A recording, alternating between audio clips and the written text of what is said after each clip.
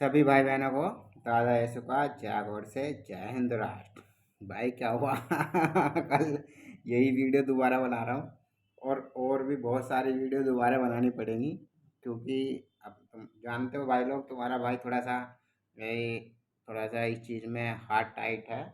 करता कुछ हूँ, हो जाता कुछ और है तो क्या हुआ कि कल ऐसी फ़ोन चेक कर रहा था, मतलब कुछ कुछ सिस्टम खा के पता नहीं अपने आप ही खुद ही बहुत सारी वीडियो डिलीट कर मारी।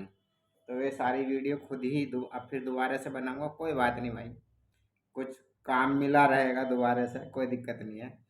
पर मैं कल वाली वीडियो दोबारा फिर बना रहा हूँ, बाकी वीडियो फिर दोबारा धीरे धीरे बनाऊंगा। जो भी डिलीट हो चुकी हैं वापस भी आ सकती है वे, पर मुझे इतनी वो नहीं है कि वापस आ जाएगी, कोई दिक्कत नहीं। वो टॉपिक मुझे पता है, फिर उन टॉपिकों को और अच्छी तरीके से और क्लियर तरीके से दोबारा बनाऊंगा। आज हम फिर कल वाली वीडियो दोबारा बना रहा हूँ।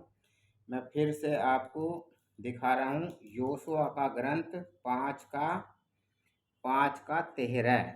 योशुआ का ग्रंथ है 5 का 13।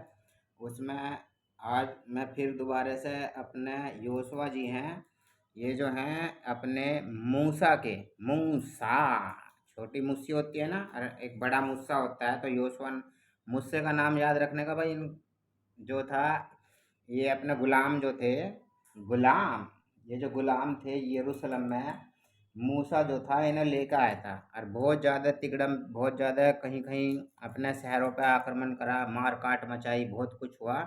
वो वीडियो भी बनाऊंगा दोस्तों। पर अभी फ़िलहाल हम मूसा से आगे चलते हैं, क्योंकि मूसा से अगला नबी जो था, मूसा जो अपनी बागडोर छोड़ के गया था, किसी के हाथ में दे के गया था, मूसा से अगला नबी कह सकते हैं, पहला नबी कह सकते हैं मूसा को, दूसरा नबी बोल सकते हैं अपने योशुआ को।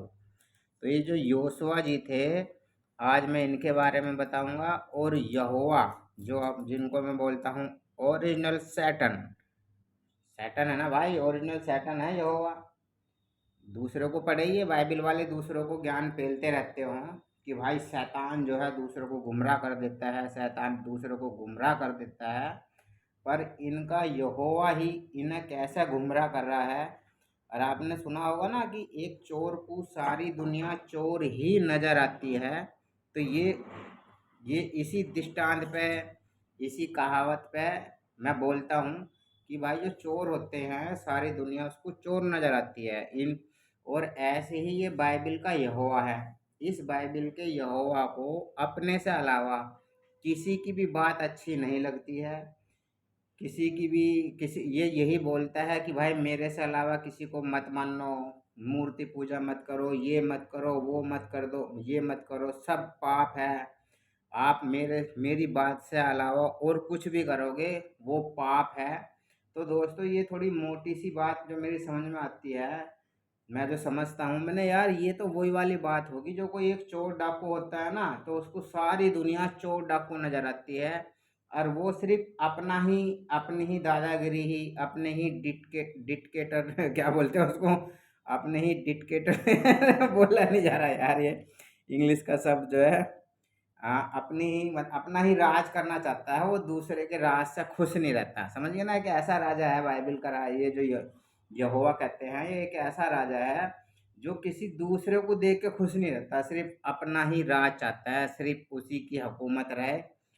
और कोई कोई कहीं और उसको दिख जा कि हाँ भाई ये किसी दूसरे राजा की बात मान रहा है या किसी और का राज है, तो वहाँ इसके अंदर इतनी जेलसी होती है कि ये सीधा मार दो, काट दो, बस यही काम होता है। तो आज हम बताएंगे इस बारे में, ये अपना योशुआ के बारे में।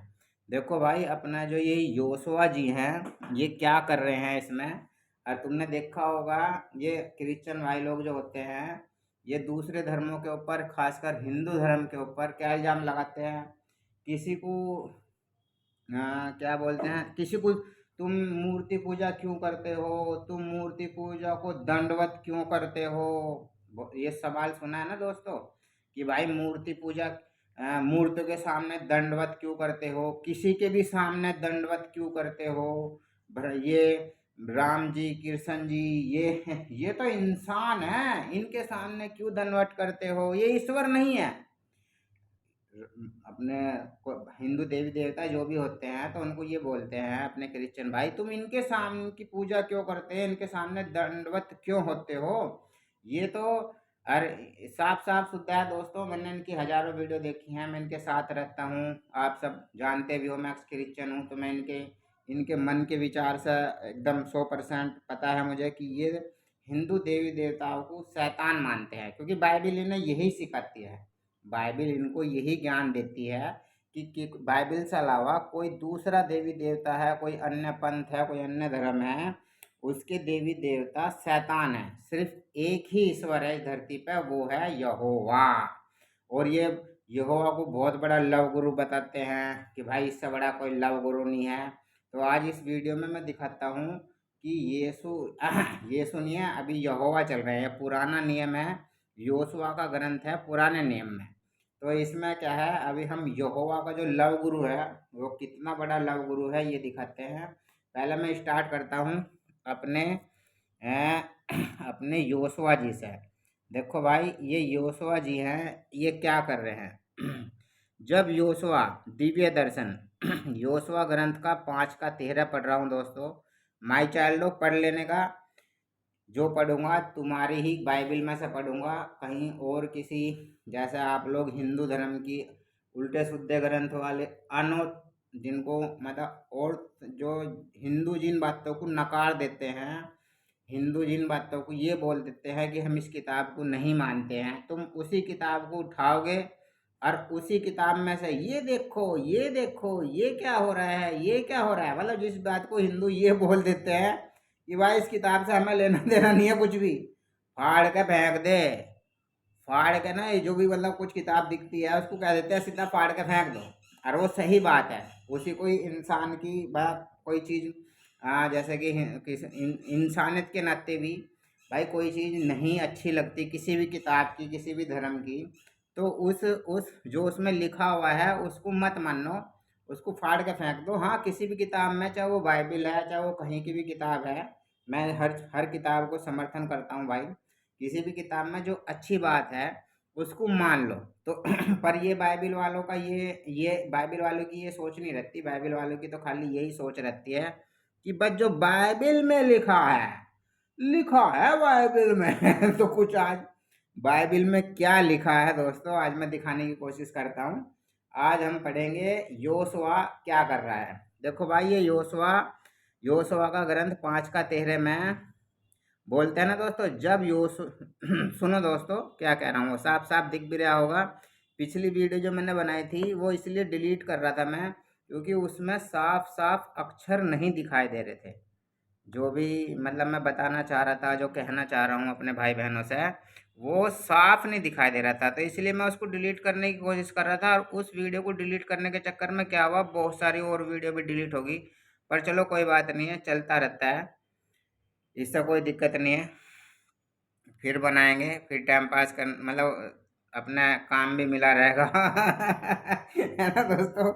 फ्री नहीं होने के, कुछ ना कुछ काम वाम भी मिला रहेगा, टाइम पास, बोर नहीं होने के, ठीक है ना। जब योशुआ यरीखी यरीखो के पास आया, उसने आंख उठाई और देखा कि एक व्यक्ति हाथ में नंगी तलवार लिए सामने खड़ा है। योशुआ ने उसके पास जाकर उससे पूछा, तुम हमारे पक्ष के हो या शत्रु पक्ष के। उसने उत्तर दिया, नहीं, मैं प्रभु की सेना का सेनापति हूँ, मैं अभी अभी आया हूँ। देखो दोस्तों, इसमें क्या हो रहा है, इस थोड़े से पैराग्राफ में क्या हो रहा है, अपने योशुआ जी जो हैं उनको कोई तलवार लिए कोई बंदा दिखाई दिया सामने से आता हुआ, तो वो उसके पास जाते हैं और उससे पूछते हैं कि भाई तू कौन है। तो वो क्या बोलता है, नहीं, मैं प्रभु की सेना का सेनापति हूँ। देखो दोस्तों, ये कोई ईश्वर नहीं था, ये कोई प्रभु नहीं था, ये कोई ईश्वर नहीं है, कोई प्रभु नहीं है, ये जो बाइबल का ईश्वर है उसकी सेना का सेनापति है। ठीक है दोस्तों, जैसे ये बोलते हैं ना, किसी के भी सामने दंडवत हो जाते हो, तो इसमें ये दंडवत कर रहा है, इनका योशुआ ही दंडवत करता है। ठीक है दोस्तों, योशुआ नहीं, मैं प्रभु की सेना का सेनापति हूँ, मैं अभी अभी आया हूँ। यह सुनकर योशुआ ने मुंह के बल गिरकर उसे दंडवत किया। देखो दोस्तों, ये योशुआ जो है, यो जो सेनापति था उसके पैरों में लौट गया। बोलते हैं ना ये, ईश्वर से अलावा किसी को दंडवत मत करो, यहोवा से अलावा, यहोवा एक ईश्वर वो ही है ईश्वर, उससे अलावा किसी से पूजा मत करो, ये गलत है। उससे अलावा किसी और से प्रार्थना मत करो, ये गलत है। इसमें देखो, ये अपना जो योशुआ है, ये उसके सामने दंडवत हो गया। मैं अभी अभी आया हूँ सुनकर योशुआ ने मुंह के बल गिरकर उससे दंडवत किया और उससे पूछा, मेरे प्रभु। देखो, उसे प्रभु बोल रहा है दोस्तों, मेरे प्रभु की अपने सेवक के लिए क्या आज्ञा है। दोस्तों, इनका योशुआ को देखो कितना डर, मतलब कुछ भी समझो इसके बारे में, पर जो बताना चाह रहा हूँ वो आप ऑटोमेटिकली समझ जाओगे। ये क्रिश्चियन भाई लोग जो बोलते हैं इसे दंडवत मत करो, उसे दंडवत मत करो, तुम तो पाखंडी हो, तुम तो अंधभक्त हो, किसी के भी सामने दंडवत हो जाते हो। तो देखो इनका ये योशुआ जो है वो कितना बड़ा अंधभक्त है, जो ईश्वर के अपना यहोवा जी के एक सेना का सेनापति आया उसके सामने, और वो भाई उसके पैरों में ही लौट गया और उससे क्या बोलता, हे प्रभु बताओ आपकी मेरे लिए क्या आज्ञा है। अब आगे देखते हैं दोस्तों, अब इसमें आगे चलते हैं। अब ये स्टोरी क्या है, अब ये मैं स्टोरी भी बता रहा हूँ दोस्तों। अब ये स्टोरी में क्या चलने वाला है, इसमें ये अपने जो अपने जो मूसा जी थे, ये गुलामों को मिस्र से लेके आए थे, ठीक है। और कुछ 120 साल का टाइम, 40 उनकी उम्र होगी थी, 120 साल में होके वे टपक लिए अपने। पर हाँ ये है, चलते चलते पता नहीं 40 साल या 30 साल या 50 कुछ ऐसा ही है, मैं एकदम से बता नहीं सकता हूँ। पर हाँ ये है कि मैं मूसा के बाद, मूसा जो है उनको मूसा लेकर आया था वहाँ से मिस्र से, गुलामों को जो है, गुलाम जो हैं जो गुलाम थे और अब भी गुलाम है। अब तो भाई मानसिक गुलाम है, किसी टाइम पे ये जो थे ये सच में गुलाम थे, और वही प्रथा इनकी अभी तक चल रही है। जब ये मिस्र में गुलाम थे, अब ये इस बाइबल के मानसिक गुलाम है। तो भाई ये इसलिए मैं इनको गुलाम कह रहा हूँ। तो भाई ये गुलाम जो थे, इन्हें पहले मूसा लेकर आया था। मूसा इन्हें लेकर चलता रहा देश से, मतलब शहरों को तबाह करते रहे, आग लगाते रहे, लूटते रहे, मार काट करते रहे। फिर वो ये अपना मूसा मूसा जी जब निकले, मूसा जी जब टपके, तो ये काम जो है उन्होंने योशुआ को दे दिया कि भाई अब योशुआ, अब ये जो चोर लिटोरों का ग्रुप है, क्योंकि वो ग्रुप था, गुलाम थे, पर वे गुलाम जो वहां से लेकर आए थे ये बहक गए थे शैतान के चक्कर में। तो इन्होंने क्या काम करा भाई, धर्म के नाम पे ने अपने यहोवा जी ने बता दिया कि चलो, जैसा बोलते हैं ना आप आजकल पॉलिटिक्स भी देखते हो कि धर्म के नाम पे कि ये अच्छा धर्म है, वो अच्छा धर्म है। मैं बहुत से देखता हूँ आजकल, बहुत पाखंडी भी उठ रहे हैं, खड़े हो रहे हैं, अपने आप को कोई भगवान बताने लगता है, अपने आप को कोई भगवान का चेला बताने लगता है।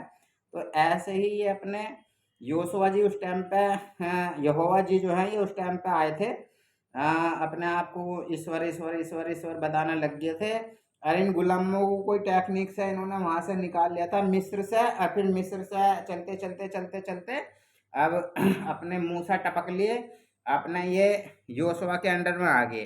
अब योशुआ के अंडर में जब ये आ जाते हैं दोस्तों, तो क्या होता है, अब देख आगे बताता हूँ। देखो दोस्तों, कहानी आगे चलेगी, ये लूटमार करते हुए, योशुआ के उसमें लूटमार करते हुए आगे चल रहे हैं। इसमें ही आगे कहानी आती है।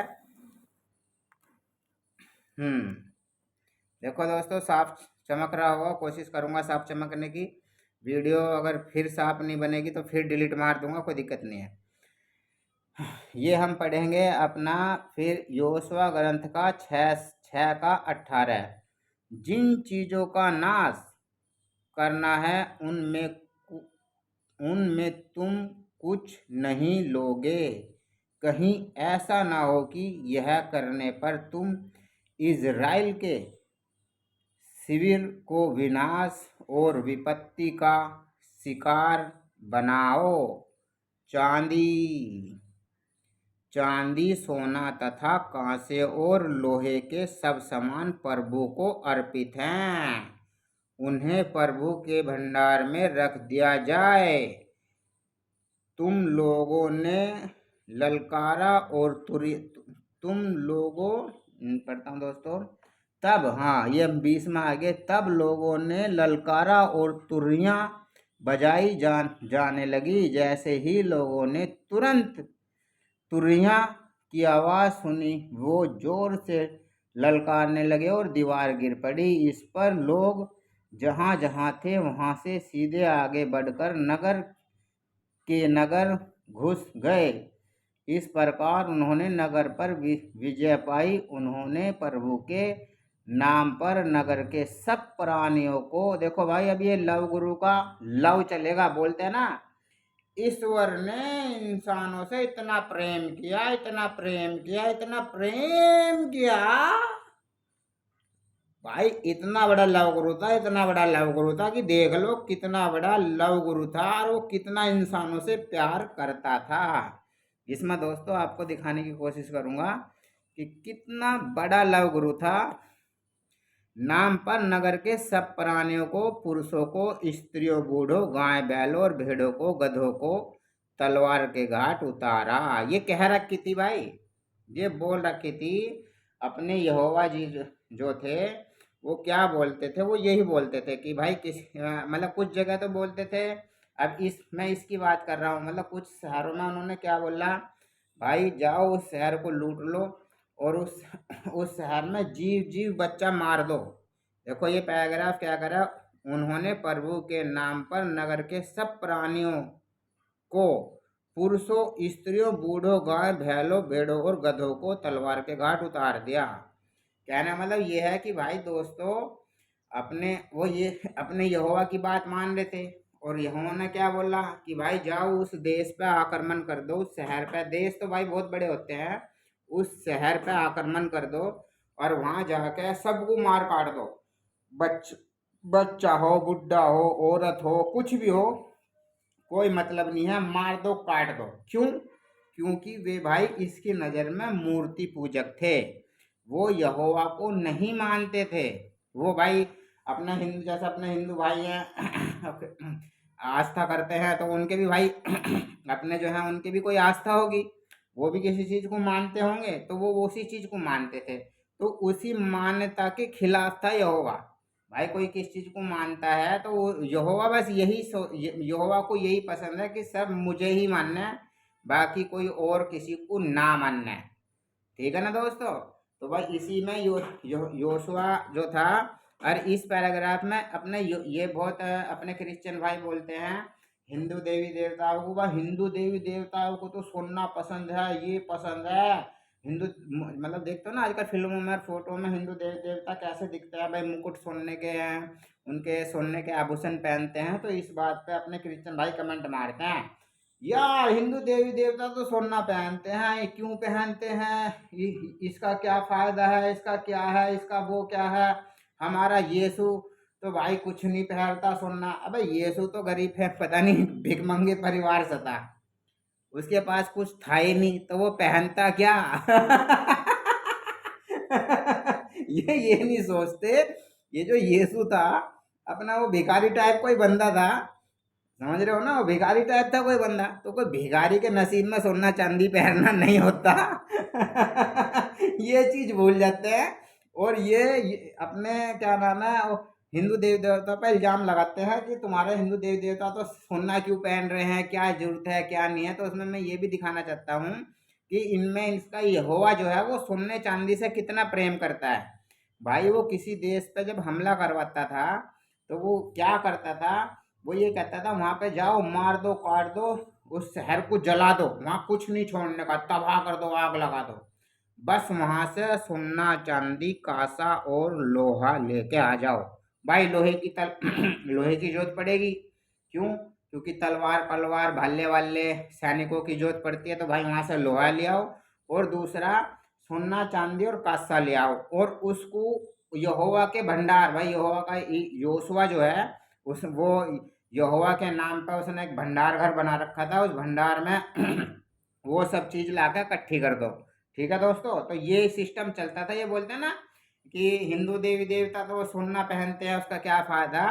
तो अब इनसे ये पूछो कि भाई ये जो तुम्हारा यहोवा जो है ये किसी देश पे हमला करवा रहा है, चलो हम मान लेते हैं कि भाई वो पापी हैं, तुमने उनको मार दिया, काट दिया, तो वहां पे आग लगा दी, वहां सबको तबाह कर दिया, तो तुमने वहां से और कुछ तो लाया नहीं, ये सोना चांदी क्यों लेके आ गए। अबे वो सोने चांदी को भी वहीं दफन कर जाते, क्यों लेके आए। नहीं, वहां किसी और चीज को यूज मत करो, बस सोना चांदी ढालाओ, सोना चांदी और लोहा ले आओ, क्योंकि लोहा जो है अपने वो तीर भाले वाले बना लेंगे, ऐसा लड़ना है फौज के लिए लोहे की जरूरत पड़ती है तो उसके लिए, और बाकी सोना चांदी कासा किस लिए, क्योंकि यहोवा को वेदी बनवानी है। तुमने देखा होगा, दिखाऊंगा दोस्तों, वेदी, वेदी कई कई क्विंटल वेदी बनती है, जो वेदी, वेदी दीप दान, ये दान वो दान पता नहीं, वो सुनने के चलेंगे, वो सुनने के चाहिए उसे। बताओ, वाह भाई वाह। ये दूसरे देवी देवताओं को, हिंदू देवी देवताओं को तो बोलते हैं उसको सुनना किस लिए चाहिए, इसमें नहीं देख रहे कि यहोवा को वेदी के लिए क्यों सुनना चाहिए। अबे वेदी ही बनाने की क्या जरूरत थी, बनानी भी थी तो पत्थर की वेदी बनवा लेता। बतेरे आड़ पहाड़ थे, पहाड़ों में ही भटक रहे थे ना, तो बतेरे पहाड़ थे, किसी पहाड़ वहाड़ का कोई पत्थर पुत्थर उठा कर टिका देता कि भाई ये ले यहोवा के नाम पे, इस पे तिलक मारते रहो, इस पे कबूतर चिड़िया भेड़ बकरी के गले जो काटने हैं वो इस पे टेक के काट लो। समझ गए ना दोस्तों, ये सुनने की क्या जरूरत थी। तो सुनने से क्या कर रहा था, पिछवाड़े में डालना था इतना सोना यहोवा को। अब दोस्तों देखो, मैं फिर इस कहानी पे आ जाता हूँ। ये योशुआ जी जो है, मैंने बता दिया दोस्तों इसमें क्या है, फिर मैं आगे और थोड़ा सा इसको इसी कहानी को एक्सप्लेन करता हूँ। इस कहानी में एक टॉपिक और भी आ जाता है। देखो दोस्तों, ये क्या है, बाहर ले आए, वे उन्हें सब संबंधियों को ले आए, उन्होंने उनको इज़राइल के शिविर के बाहर रहने का स्थान दिया, नगर और जो कुछ उसमें था वह सब जला दिया, केवल चांदी सोना तथा कांसे और लोहे के समान प्रभु के भंडार में रख दिए गए, प्रभु के भंडार में रख दिए गए। योशुआ ने वैश्या, देखो भाई, योशुआ ने वैश्या राहाब, उसके पिता के परिवार और उसके सब संबंधियों को जीवित छोड़ दिया।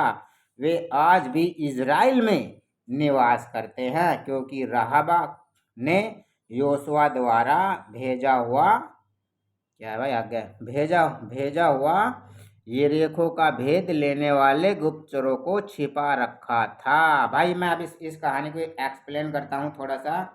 ये देखो, इसमें रहाब है, रहाब, रहाब नाम की एक वेश्या है, इसमें रहाब नाम की एक वेश्या है दोस्तों। योशुआ ने वेश्या रहाब, अब ये वेश्या रहाब क्या है दोस्तों, मोटी मोटी बात बताता हूँ। ये क्या था, ये जिस शहर पर कब्जा करते थे अपने ये गुलाम जो थे, ये योशुआ के गुलाम, ये कहीं गुलाम थे, पर ये फिलहाल जो है ये योश अपने यहोवा के गुलाम है। भाई ये कहीं थे गुलाम, पर अब जो ये गुलाम है ये अब यहोवा के गुलाम है। तो ये यहोवा के जो गुलाम है, ये कहीं किसी देश पे जब आक्रमण करते थे किसी शहर पे, तो शहर का आक्रमण करने से पहले वहां पे गुप्तचर छोड़ भेजते थे कि भाई जाओ, दो तीन गुप्तचर जाओ और वहां का भेद लेके आओ। भाई कैसा करना है, जैसे होता है आजकल की आम सी भाषा है, भाई कोई देश चढ़ावा, मतलब कोई सैनिक किसी उस पर हमला होता है, आपने सुनी होगी कहानी कि भाई उस देश ने उस पर राज कर लिया, उस देश ने उस पर आक्रमण कर दिया। तो आक्रमण की कहानी सी है कि भाई वहां पे पहले जब आक्रमण करने से पहले वहां पे गुप्तचर भेज दिए थे दो। तो भाई जब वहां किसी उस शहर में वे गुप्तचर गए दो, तो उस शहर में भाई वो गुप्तचर उन्होंने देख ली सिपाहियों ने, मतलब वो सिपाहियों की रेक्की सीमा आगे, उस जिस शहर में गए थे उस शहर के सिपाहियों को थोड़ा शक हो गया कि ये गुप्तचर आए हैं और ये गुप्तचरी कर रहे हैं। तो वे क्या करे, ये चुपके से वो गुप्तचर जो थे, ये रहाब जो है, रहाब नाम की वेश्या जो है, ये इसके घर में इन्होंने शरण ले ली थी। ये रहाब नाम की वेश्या जो थी वेश्या, और कोई नहीं मिला, इन्हें कोई अच्छा नहीं मिला, बोलते हैं ना ये बड़े अच्छे हैं, पापी है, पता नहीं क्या क्या बोलते रहते हैं। कभी बोलते हैं पापे के लिए आया, कभी बोलते हैं अच्छों के लिए आया। पर इसमें तो ये दिखाई दिया कि इन्हें पापी ही दिखते हैं। अच्छे भोले वाले अच्छे इंसानों की इन्हें जरूरत नहीं पड़ती है, ये पापियों को ज्यादा पसंद करते हैं। तो कहीं मतलब कहीं पे ऐसा लगेगा पापियों को पसंद करते हैं, कहीं पे ऐसा लगेगा अच्छों को पसंद करते हैं। पर ये करते अपनी उससे हैं, अपनी जैसे सहूलियत होती है उस हिसाब से ये बाइबल में दिखाते हैं कि इसकी मदद कर दी, उसकी मदद कर दी। अभी क्या हुआ, ये अपनी जो रहाब है, ये रहाब नाम की वेश्या ने वे गुप्तचरों को अपने घर में छुपा लिया था जब वो सैनिकों को कुछ भनक लग गई थी। तो भाई क्या हुआ, तो ये रहाब नाम जब इन्होंने उस देश पर आक्रमण करा, सब मार दिए, काट दिए, सब लूट मार मचा दी, सोना चांदी लेके वे भंडारे में जमा कर दिया। तो इन्होंने रहाब को जिंदा छोड़ दिया, रहाब और रहाब की फैमिली को जिंदा छोड़ दिया। और फिर आगे ये क्या कह रहे हैं, फिर आगे ये ये भी कहना चाह रही है ये पैराग्राफ कि भाई आज भी इजराइल में निवास करते हैं, सब संबंधियों को जीवित छोड़ दिया, वे आज भी इजराइल में निवास करते हैं। भाई जो इस देश के मूल निवासी थे ना, मूल सबको मार दिया, काट दिया, ये गुलाम जो थे, अब ये उस देश में रहने आ गए थे, उस देश पे इन्होंने कब्जा कर लिया। ठीक है दोस्तों, अब ये जो उस देश में जो बचा, जो कुछ फैमिली बची हुई है, इस टाइम पे ये बाइबल ये कह रही है उस देश में ये बंदे अब भी रहते हैं। तो ये बाइबल ये कहना चाह रही है कि उस देश में जो इस टाइम रह रहे हैं ना मूल निवासी, वो इस रहाब वेश्या के बच्चे हैं। ये बाइबल ये भी कहना चाह रही है, क्योंकि बाइबल दृष्टांत में चलती है, तो इस दृष्टांत में ये बात भी समझो कि ये जो वेश्या है रहाब, और ये बाइबल कह रही है कि वहाँ वे आज भी इजराइल में निवास करते हैं। तो ये जो यहाँ के इस देश के मूल निवासी हैं, जहाँ पे इन्होंने आक्रमण, इस शहर के जो मूल निवासी हैं, वो जो वहाँ जिंदा हैं, वो इस रहाब वेश्या के वंशज जिंदा हैं, इस वेश्या की औलाद जिंदा है। समझिए ना दोस्तों, इसके जो मूल निवासी हैं, इस टाइम इनके मन में जब ये सोचते होंगे कि भाई यहाँ के मूल निवासी हैं, तो इनके मन में सिर्फ एक ही ख्याल आता होगा, अच्छा उस वेश्या के वंशज हैं ये तो उस रंडी की औलाद है। भाई ये समझाने की कोशिश कर रहा था। अब हम थोड़ा सा आगे चलते हैं दोस्तों। अब आगे हम आ जाते हैं ये है आया है। भाई ये पिछली वीडियो में मैंने गलत पढ़ दिया था, ये आया है, आया पर पहला आक्रमण निष्फल, आया पर पहला आक्रमण निष्फल। अब मैं इस आया की स्टोरी सुनाता हूँ दोस्तों। ये आया क्या है थोड़ा सा मैं आगे से ही पढ़ देता हूँ, हाँ कहीं कहीं से, फिर आपको समझ में आएगा, समझ में आने में आसानी होगी। कि पुरुष एक एक कर सामने आए, जिनके पास प्रभु को अर्पित वस्तुएं मिलेंगी, उसे और उसका सब कुछ आग में जलाया जाएगा, क्योंकि उसे प्रभु की आज्ञा भंग कर इजराइल में अशोभनीय कार्य किया। अच्छा जी, अशोभनीय कार्य भी कर दिया, ठीक है। 50 स्केल की सोने की ईंट देखी, मेरे मन में लालच उत्पन्न हुआ और मैंने उनको रख लिया, वे मेरे तंबू के भीतर जमीन में गड़े चांदी सबसे नीचे है।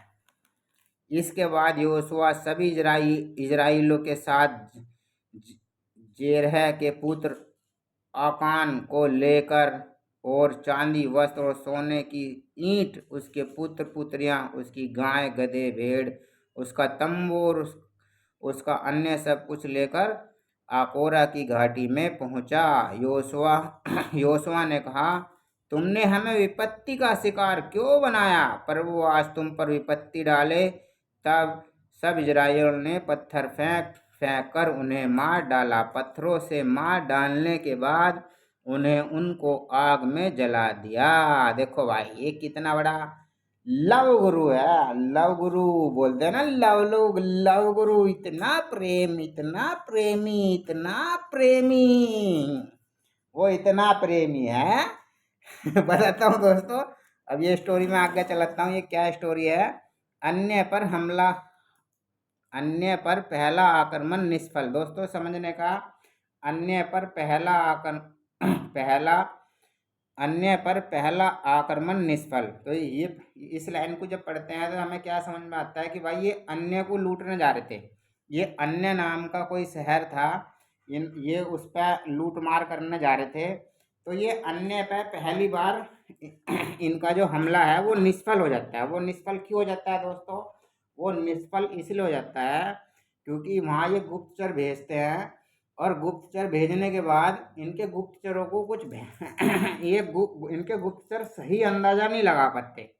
इनके गुप्तचर जो हैं वो सही से अंदाजा नहीं लगा पाते कि भाई उस शहर में कितने सैनिक हैं कितने बंदे हैं, वहाँ पे कितने सैनिक भेजने चाहिए, इन पे ये अंदाजा तो लगता नहीं। तो ये सैनिक आते हैं वापिस और ये बोल देते हैं कि वहाँ पे तो 3,000 बंदे भेज दो और काम हो जाएगा, ज़्यादा बंदे भेजने की जरूरत नहीं है। ठीक है, तो वहाँ पे 3,000 बंदे अन्य पे जो है वो अन्य नहीं है भाई, आया आया दोस्तों, सॉरी दोस्तों, मैं अन्य पढ़ देता हूँ। पिछली वीडियो में भी मैं इसको अन्य अन्य पढ़ रहा था, अन्य नहीं है, ये आया ये आया आया, ये अया नाम का कोई प्रदेश है। उस प्रदेश पे जब ये हमला करने गए तो 3,000 बंदे जब ये वहाँ पे हमला करने गए तो क्या हुआ दोस्तों, ये 3,000 को अया वाले बंदों ने पिपड़ा दिया। इनमें से 36-50 पता नहीं कितनों को तो मार दिया। और जब इन्होंने देखा ना कि भाई, ये गुलामों ने जब देखा कि हाँ भाई ये तो हमें उल्टे मार रहे हैं, तो ये वहाँ से उल्टे भग आए। तो जब ये वहाँ से उल्टे पिट पिटा के भग आए तो अपना यहोवा जी इनसे क्या बोलते हैं कि तुम इसलिए हार गए हो कि तुमने क्या करा है, तुम्हारे में से कोई बंदा बेईमान है। कौन बंदा बेईमान है? ये बेईमान है आकाश। ये देखो, आकाल आकान नाम का कोई बंदा है। इसकी ये आकान नाम का कोई बंदा है या फैमिली है या ग्रुप है ये मेरी थोड़ी समस्या बाहर है दोस्तों। ये आकान नाम के साथ कोई फैमिली या किसी बड़े बुजुर्ग का नाम भी हो सकता है, उनमें से कोई बड़ा बुजुर्ग हो, या फिर ये इन मतलब ऐसा है जैसे कि इनकी 12 जातियाँ थी या तो कुछ कुछ जाति बताते हैं, तो अन्य था ये कोई अन्य ना, इसका मैं पता नहीं कर पा रहा हूँ, थोड़ा सा मुझे मतलब कंफ्यूज सा हूँ। पर हाँ, ये कोई अन्य है, ये नाम किसी इंसान का भी हो सकता है और ये किसी फैमिली का नाम भी हो सकता है, किसी ग्रुप का नाम भी हो सकता है। तो अन्य ने जिसके पुरखे देखो, पर मैं थोड़ा समझाने की कोशिश करता हूँ भाई, समझ जाओगे। इसलिए प्रभु को अर्पित वस्तुओं के विषय में पाप किया। यूदावंशी आकान, यूदावंशी कोई आकान था, आकान ने जिसके पुरखे कर्मी, जब्दी और जहर थे। हाँ भाई, ये किसी इंसान का नाम है। ये जो नाम है जो इंसान का ये फैमिली है, मतलब ये कोई अपने फैमिली में कोई आकान नाम का कोई बड़ा आदमी है। उस बड़े आदमी के साथ क्या करा इन बंदों ने? हाँ भाई, ये बड़ा नहीं करा मैं, ये आकान नाम, ये अपने यहोवा जी ये बोल रहे हैं कि तुम्हारे में से किसी बंदे ने बेईमानी कर ली है, इसलिए तुम हार रहे हो। समझ ना दोस्तों, मतलब ये क्या यहोवा कह रहा है कि तुम्हारे में से किसी बंदे ने बेईमानी करी है, मेरी बात नहीं माननी है, इसलिए तुम वहां से हार गए हो। तो और इसमें ये रीजन क्या था? रीजन इस ये कहानी ये बताती है, जो आकान नाम का बंदा था, इसने 50 स्केल सोने की ईंट और कोई चद्दर वद्दर थी और कुछ चांद चांद 200 चांदी के स्केल, तो ये चीज इस बंदे ने चोरी से अपने पास रख ली थी आकान ने। ठीक है ना दोस्तों? इस चक्कर में ये बंदे हारने लग गए थे यार। अपने एक क्रिश्चियन भाई बोल लेंगे इसने आज्ञा का पालन नहीं करा था, इसने आज्ञा का पालन नहीं करा था, इसलिए इसलिए ये हारे थे। अबे तुम तो लव गुरु बताते हो, लव गुरु। अबे तुम तो नहीं कहते हो लव गुरु है, बहुत ही बड़ा लव गुरु है, उसने अपने इकलौते पुत्र को दान कर दिया। तो ये लव गुरु, इतना बड़ा जो लव गुरु था, उसकी सेना में से किसी बंदे ने कुछ ईंट वींट चोरी कर ली सोने की। भाई मन में लालच आ गया था, उसने ईंट वींट चोरी कर ली थी, तो तुम लोग उसको मार दोगे? तुम तो लव गुरु बताते हो, सबको माफ करने के लिए बोलते हो कि भाई सबको माफ करना चाहिए, क्षमा करनी चाहिए, बहुत बड़े क्षमा गुरु भी होते हो तुम लोग। अपने क्रिश्चियन भाई हो तुम लोग, बहुत बड़े क्षमा गुरु भी बहुत बड़े माने जाते हो कि क्षमा कर दो। तो इसमें तुमने इस आकान को, तुम्हारे इसने क्षमा क्यों नहीं करा? अब देखो दोस्तों, इस आकान को कैसी सजा दी जाती है, इसमें मैंने आगे आपको पढ़वाया। तो यही बात है कि भाई वे तीन फिर हाँ, फिर दोस्तों क्या हुआ, फिर ये बंदे उस हाँ आगे पढ़ता हूँ। देखो दोस्तों, ये क्या हुआ कि पुरुष एक एक कर सामने आए, तो अब ये मतलब जब ये हार जाते हैं तो ये फिर वहाँ पे अनाउंसमेंट होती है, भाई जिसने बेईमानी करी है उस बंदे को बुलाओ। और मैं तो ये कहता हूँ, पता चल गया होगा, कोई मुखबिर होगा, उसने बता दी होगी कि भाई कोई बंदा है, उसने चुपके से ईंट रख ली है अपने पास, इस चक्कर में ये फिर उसको जब पता चल गया यहोवा को, तो उसने इसका नाम ले दिया हारने के ऊपर। ठीक है। प्रभु द्वारा निर्देशित निर्देश घराने के पुरुष मैं पढ़ नहीं पा रहा हूँ, एक बार दोबारा पढ़ता हूँ।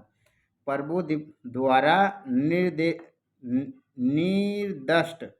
घराने के पुरुष एक एक कर सामने आए, जिनके पास प्रभु को अर्पित वस्तुएं मिलेंगी, उसे और उसका सब कुछ आग में जलाया जाएगा, क्योंकि उसने प्रभु की आज्ञा भंग कर, मतलब ये क्या हुआ, ये फिर सारे घरानों को में सब तलाशी चालू हो गई है।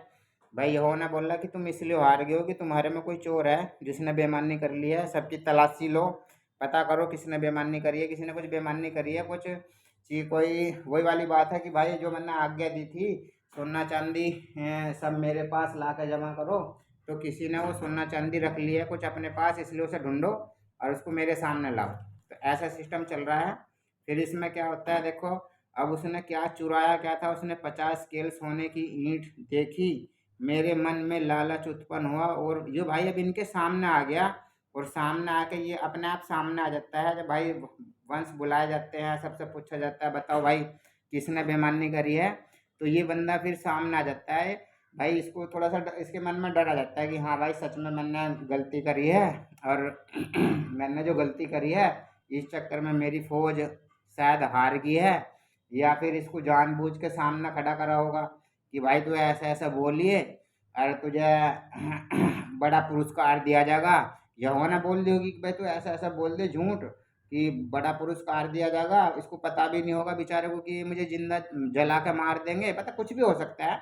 पर हाँ, ये बंदा 5 के सामने आ जाता है, सामने आकर बताता है मैंने भाई ये सोने वनने की ईंट देखी, मेरे मन में लालच आ गया भीतर, जब मैंने ये यहाँ गाड़ रखी हैं, आप जाके वहाँ से निकाल लो। तो भाई ये बंदा एक तरह से, इसमें 2 पॉइंट मेरे दिमाग से 2 पॉइंट निकल के आते हैं। एक पॉइंट तो ये है कि भाई इस बंदे के मन में पछतावा हुआ, इस बंदे के मन में पछतावा पछतावा आया कि हाँ भाई मेरी फौज हार चुकी है, इसलिए ये इनके सामने है। एक पॉइंट तो ये आता है, अगर आप दृष्टांत में समझोगे तो एक पॉइंट तो आता है ये कि भाई जब वहाँ 3000 बंदे भेजे और वे बेचारे लुट पिट के उल्टे आ गए, तो इस बंदे के मन में भी आ गई कि हाँ भाई यार मेरी फौज हार गई है, ईश्वर का प्रकोप आ चुका है, तो मुझे पछतावा होगा इसके मन में, तो ये सामने इस वजह से आ गया होगा। और एक दूसरा पॉइंट मेरे मन में ये भी आता है कि यार ये यहोवा का इन बंदों को डराने के लिए फिक्स करा हुआ बंदा भी हो सकता है।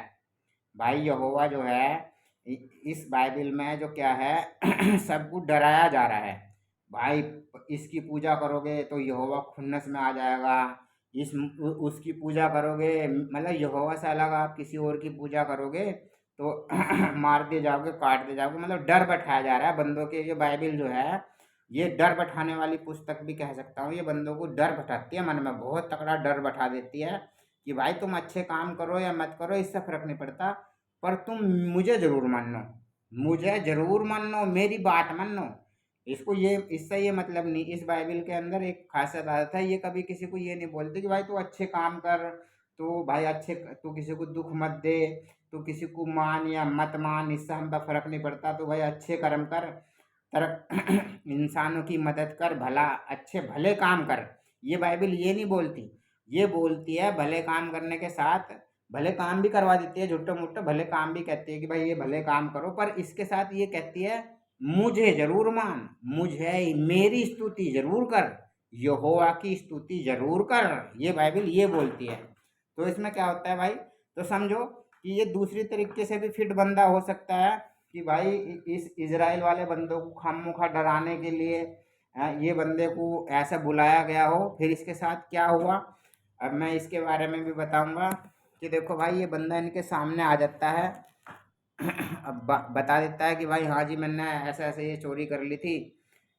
इसके बाद यहोशुआ सभी इजराइलियों के साथ जेहेर के पुत्र आकान, ये कोई जेहेर का पुत्र आकान था भाई, आकान है, इसको पकड़ के ले गए, जिसे चोर कह रहे हैं। आकान को लेकर, वैसे तो ये सारे चोर डाकू हैं भाई, किसी देश पे हमला करके उसको मार रहे हो, काट रहे हो, सबको तबाह कर रहे हो, ये सारे ही चोर डाकू हैं। पर ये फिलहाल इसको चोर मान रहे हैं। आकान को लेकर, और मतलब चोरों का चोर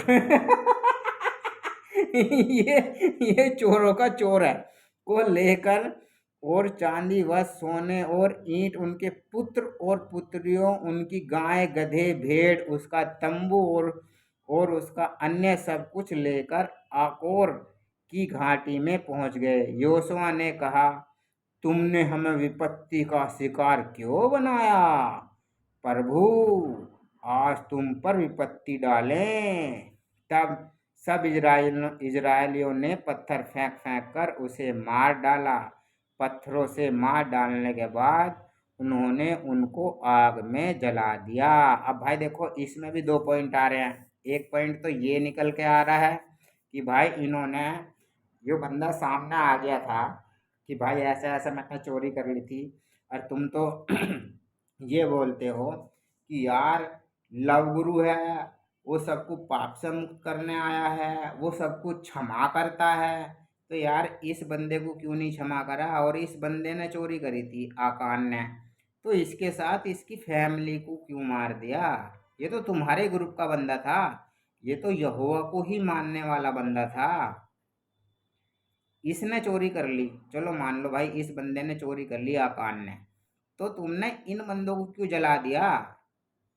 ये है तुम्हारे यहोवा का न्याय कि भाई एक बंदा चोरी करे, एक बंदा पाप करे। चलो हमने मान भी ली कि इस बंदे ने गलती करी है, मान लेता हूँ मैं, एक पॉइंट को मान ली मैंने, भाई इस आकान ने गलती करी है, इसने कुछ ईंट पीट चुरा ली थी, इसने अपने यहोवा जी जो है ये ओरिजिनल सैटन, इसने जो है शैतान की बात नहीं माननी थी।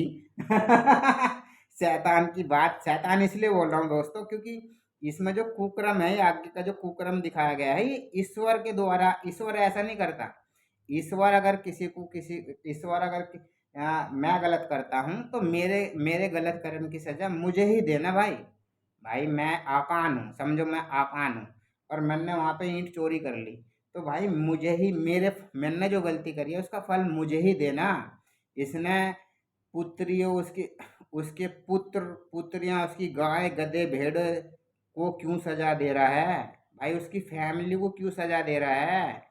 ये तो शैतान का सिस्टम, ये कुछ शैतान सिस्टम नहीं लग रहा है? इसीलिए मैं इसको यहोवा को शैतान शैतान बोलता हूँ, क्योंकि इसकी मानसिकता जो है वो शैतान की तरह है बिल्कुल। ये यहोवा जो है, ये इसकी सोच जो लगती है वो शैतान की तरह दिखती है। भाई शैतान बंदा होता है, एक बंदे की, एक एक फैमिली ने, किसी फैमिली में किसी एक बंदे ने चोरी कर दी, था उस पूरी फैमिली को ही मार काट दो। ये ईश्वर की सोच लगती है? नहीं, ये शैतान की सोच है। अगर ईश्वर होता, सच्चा ईश्वर होता, तो खाली इस आकान को सजा देता, इस आकान की गर्दन उड़ा देते, क्या दिक्कत है? बाकी इन सबको छोड़ देता। भाई इसकी बीवी बच्चे इन सबको क्यों जला के भुनना?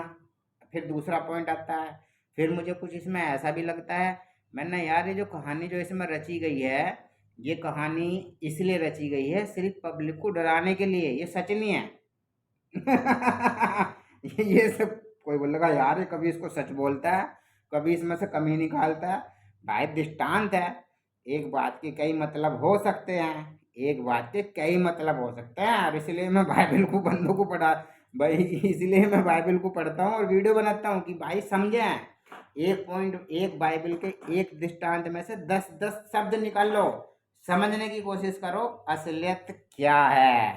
तो दोस्तों इसका दूसरा ये चीज लगती है, मैंने यार ये बंदा यहोवा ने सेट करा था, और इसे किसी पहाड़ी पे पकड़ के ले गए और वहां ठाकर चुपचाप, जैसे भाई दूर किसी घाटी में खड़ा कर दिया, और वहाँ पे चुपचाप कुछ अदला बदली बुत बुत चलता है ना, आजकल दिखाते हैं, फिल्मों में दिखा देते हैं कि भाई चेंज कर देते हैं बंदे को, जो जादूगर करते हैं, कुछ कुछ सिस्टम करते हैं ना जादूगर, वो सब दृष्टि भ्रम होता है, इसलिए तो मैं कोई जादूगर कुछ खेल नहीं करता।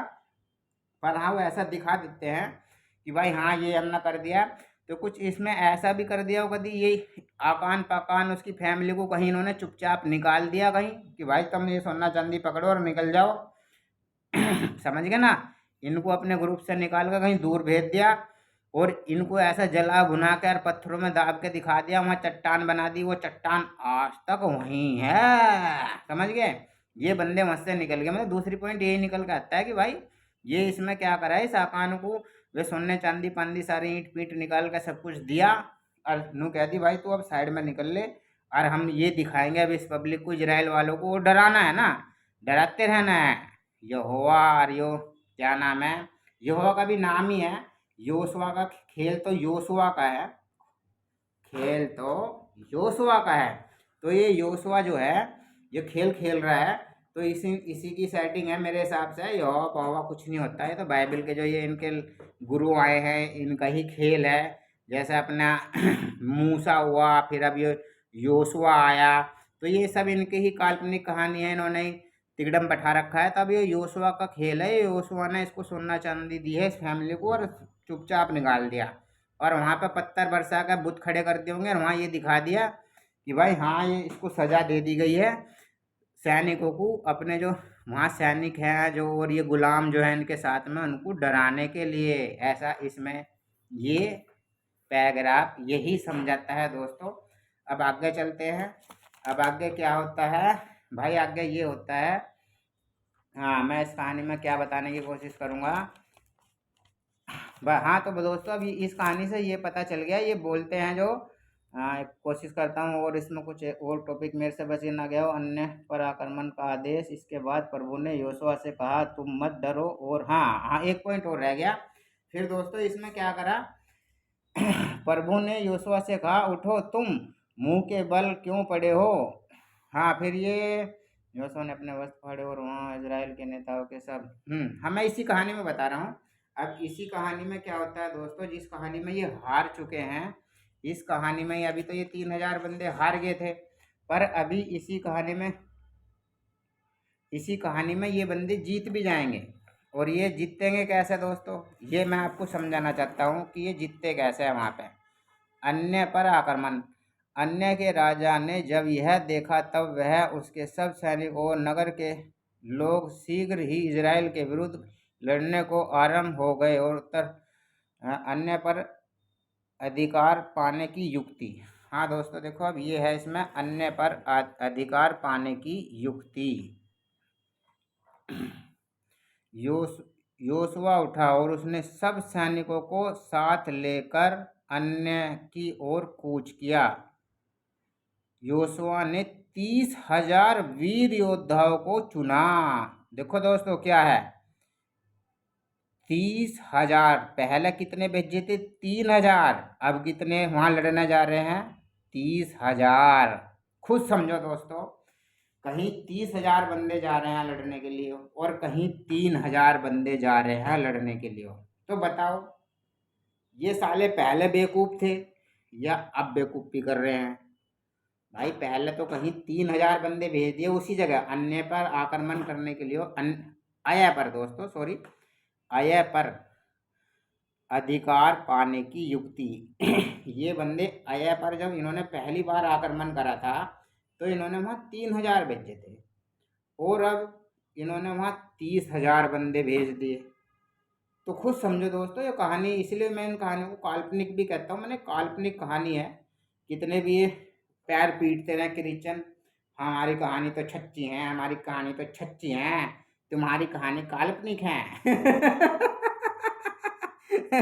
दूसरों की कहानी को बड़ी जल्दी काल्पनिक कहेंगे, दूसरों के विश्वास को बहुत जल्दी अंधभक्ति बोल लेंगे, पर अपनी अंधभक्तियों को नहीं पढ़ेंगे। दोस्तों खुद समझो यार, कहीं किसी शहर का आक्रमण करने जा रहे हो तो वहां पे मात्र 3,000 बंदे भेज दिए, और वे हार गए तो नु कह दिए इसलिए हार गए कि तुम्हारी फौज में एक चोर था उसने बेईमानी करी है, और जब दोबारा उस शहर पर आक्रमण करने जा रहे हो तो 30,000 बंदे भेज रहे हो। अबे तुम्हें तो वहां 2,000 बंदे भेजने चाहिए थे।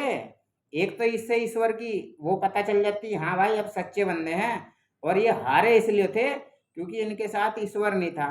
पहले 3,000 बंदे गए थे इसलिए हार गए थे, अब की बार हमने 2,000 बंदे भेजे हैं। और देख लो भाई 2,000 बंदे भेजे थे जब भी जीत गए। ये इस बात में दम था। इस बात में क्या दम है कि भाई अब 30,000 बंदे भेज दिए। और अब देखो इनकी तिगड़म भी दिखाता हूँ दोस्तों। अब मैं आपको समझाने की कोशिश करता हूँ ये आया पे कैसे आया पे जाकर ये कैसे जीतते हैं। दोस्तों ये समझो ये आया है,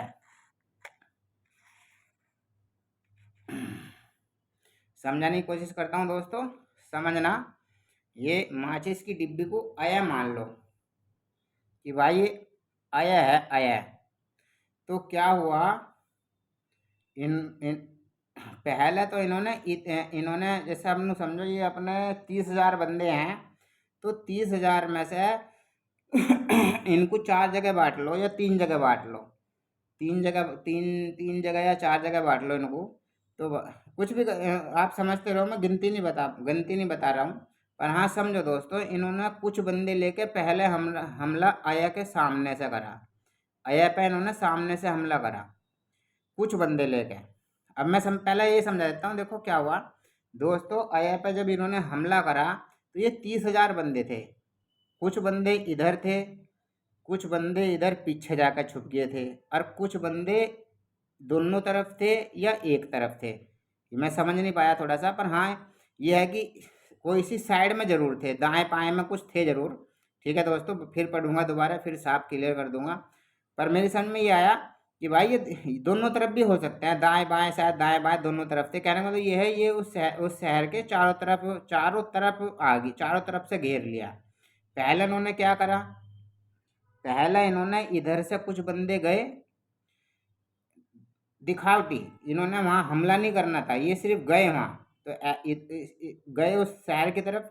तो इस शहर की आधी फौज जो है वो इनके पीछे इनसे लड़ने के लिए तैयार होगी। भाई किसी शहर में जाते हैं तो फौज लड़ने के लिए तैयार हो जाती है।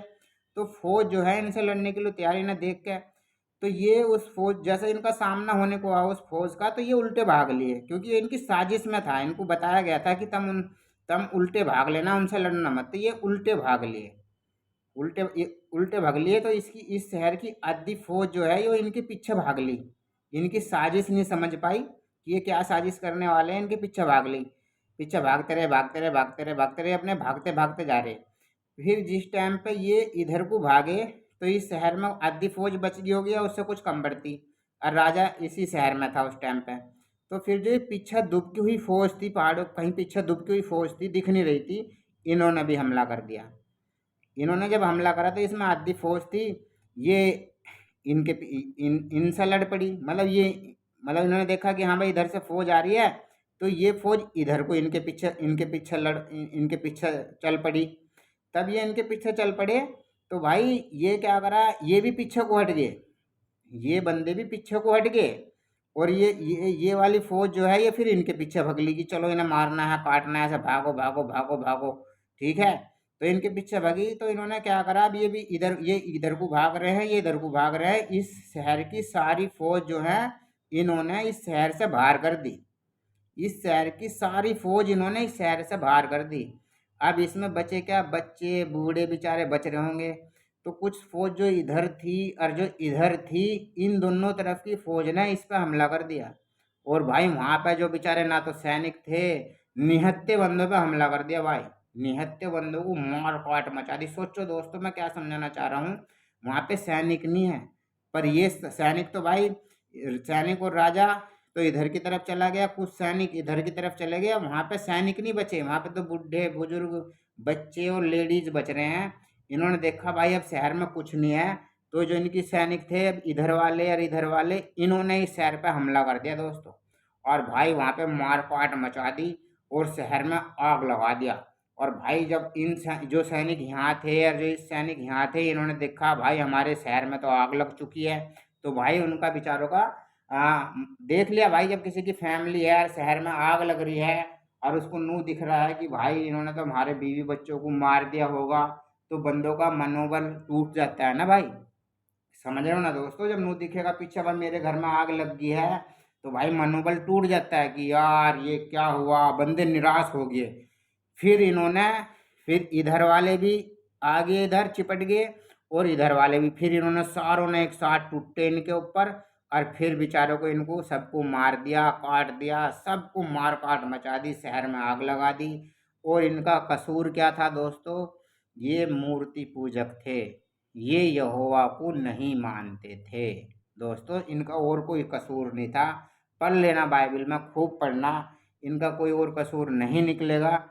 इनका यही, ये अन्य भाइयों के जो आया के जो भाई हैं, इनका सिर्फ एक ही कसूर था कि भाई ये गुलामों को कोई कोई कोई शैतान जो था वो गुलामों की फौज लेके आ रहा था, और वे गुलाम इतने अंधभक्त थे, वो गुलाम इतने डरते थे उस शैतान से कि उस शैतान ने जो बोला बिना सोचे समझे वो ही करा। भाई ये जो इन्होंने शहर तबाह करा है, जो अया नाम का शहर, जो ऐसे चारों तरफ से घेर के निहत्था करके बेचारों को मार दिया, काट दिया, इनके इस बात में सिर्फ दो ही समझ में आती है।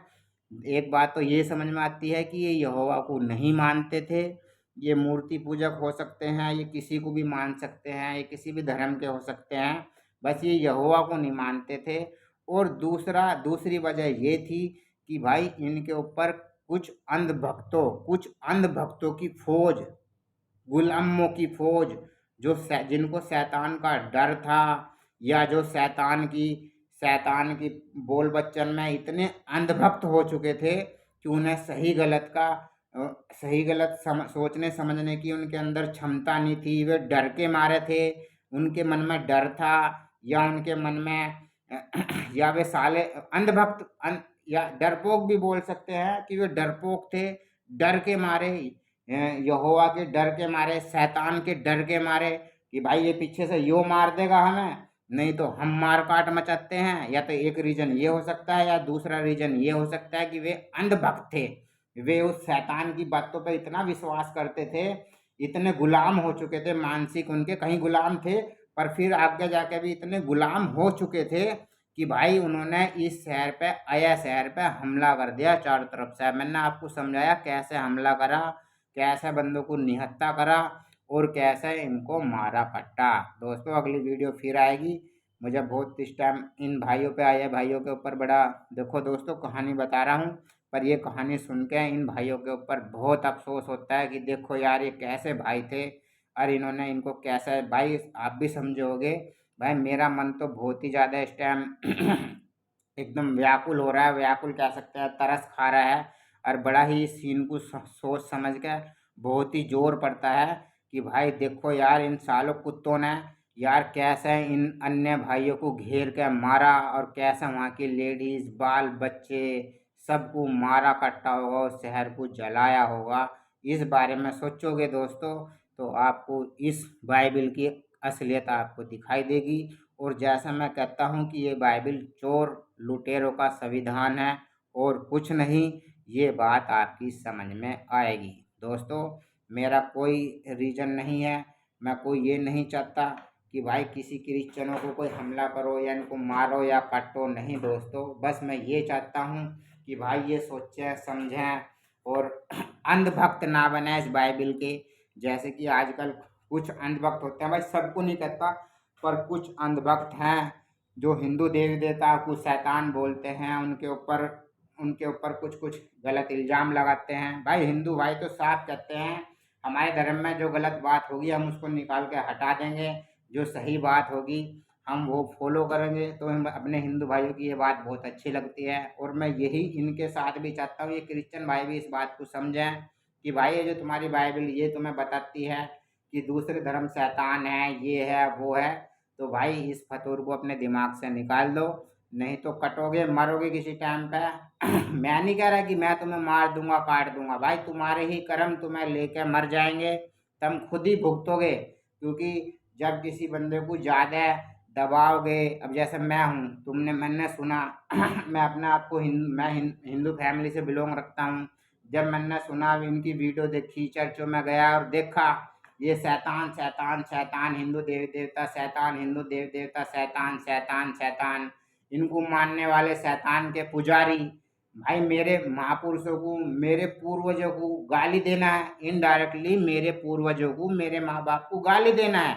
मैं पढ़े ही चर्च में चला गया था, मैं पढ़े ही यीशु को मानने लग गया था, मैं पढ़े ही यीशु का सच्चा चेला मानता हूँ अब भी अपने आप को, और मानने लग गया था। पर मेरे पूर्वजों को तो आप गलत बोल रहे थे ना दोस्तों। और कितना सुना कोई बंदा, कितना सुना, हजारों वीडियो हैं, तुम देखो। मैं तुम्हें ये नहीं कहता कि मैं इस बाइबल पर तुम विश्वास छोड़ दो, नहीं दोस्तों, इसकी अच्छी बात मानो, बाइबल को फॉलो करो, पर दूसरे धर्म के ऊपर सवाल मत उठाओ, दूसरे धर्म को शैतान मत बोलो। मैं कोई पहले से तुम्हारे ऊपर वीडियो नहीं बनाता, मैं तो खुद क्रिश्चियन बन चुका था। भाई मैं अब एक्स क्रिश्चियन तब बना हूँ जब मैंने आपकी ये सब बात देखी। मैंने ये तो साले बहुत हराम है, ये तो नफरत के पुजारी हैं, ये बाइबल तो नफरत का संविधान है। तब मैं अपने आप को एक्स क्रिश्चियन बोलता हूँ दोस्तों, और अपने ही क्रिश्चियन भाइयों को समझाने के लिए आया हूँ कि भाई समझ जाओ। तुम बोलोगे हिंदू अंधभक्त है, हिंदू ये है, हिंदू वो है। अरे भाई मैं तो क्रिश्चियन बन चुका था, समझ गए? तो तुम्हारी ही चीजें सुन सुन के मैं वापिस एक्स क्रिश्चियन बना हूँ, जो मैं अब हिंदुइज्म को सपोर्ट करता हूँ। तुम तो हमें शैतान मानते हो, मानते रहो, मान लो हम शैतान है, पर अब अपने आप को डिफेंड करो, अपनी अच्छाई को दिखाओ मुझे। फिर एक राय के दाने के समान का विश्वासी दिखा दो, मैं अब भी क्रिश्चियन बन जाऊंगा। ठीक है दोस्तों, और जितने भाई मेरी वीडियो देखते हैं और मेरी फैमिली के आसपास के सबको क्रिश्चियन बना दूंगा। और पिछली पहले कई वीडियो बना रखे, एक राय के दाने के समान का विश्वासी दिखा दो, सारी धरती को क्रिश्चियन बना दो अकेला ही। चलो भाइयों, फिर दोबारा कोई टॉपिक निकल के आएगा। बड़ा मन बहुत व्याकुल हो गया भाई, ये कहानी आपके साथ बताते बताते थोड़ा सोचा मैंने, यार देखो इन्होंने कैसे इन किन्हीं भाइयों के साथ में क्या मारकाट मचाई है। थोड़ा मन थोड़ा बहुत व्याकुल हुआ उनके बारे में सोच के कि कैसे इन्होंने वहाँ जाकर मारकाट मचाई। चलो दोस्तों, अब मैं वीडियो ख़त्म कर रहा हूँ, और जितने भी भाई हैं सभी भाइयों को जय गौड़ से जय हिंद राष्ट्र।